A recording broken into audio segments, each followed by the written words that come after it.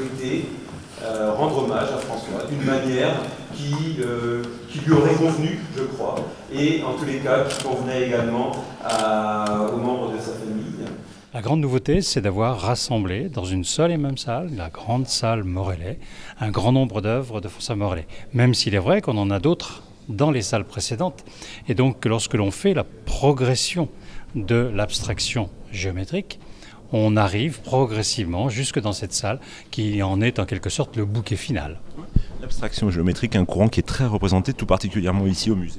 Oui, car depuis les années 60-70, la politique d'acquisition de ce musée a été axée principalement sur l'abstraction géométrique. Oui.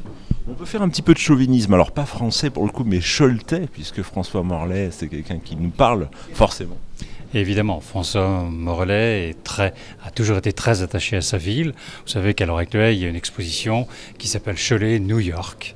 C'est pas par hasard, hein. Je viens de recevoir l'invitation pour aller à New York voir la deuxième facette, la première ayant eu lieu à Paris.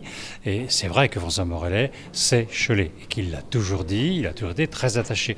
Les œuvres de François Morellet, d'ailleurs, sont présentes non seulement dans le musée ici, dans cette salle, dans d'autres salles, mais également dans l'entrée, puisqu'il y a le plan oblique qui accueille le public dans ce musée, mais également présent dans la ville, dans un établissement scolaire, au cœur même de la mairie, et puis également maintenant à Ciné-Movida.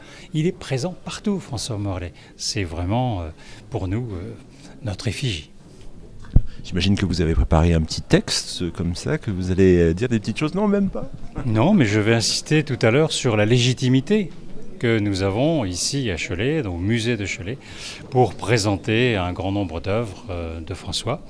Et puis également, je dirais quelques mots sur ce hasard et cette nécessité qui ont fait très rapidement loi pour François Morellet dans toute son œuvre, en montrant que ça correspond également à toute une inquiétude, toute une réflexion, je dirais toute une tension qui anime le XXe siècle. Et aujourd'hui encore, on s'interroge sur ce qui est dans notre vie, dans le biologique, comme le disait Jacques Monod en 1970, le hasard et aussi la nécessité. Notamment, bien sûr, en biologie, en génétique, on s'interroge beaucoup sur tout cela. Eh bien, François Morellet part d'un principe qu'il pose comme tel, et ensuite il le fait évoluer en vertu simplement du hasard.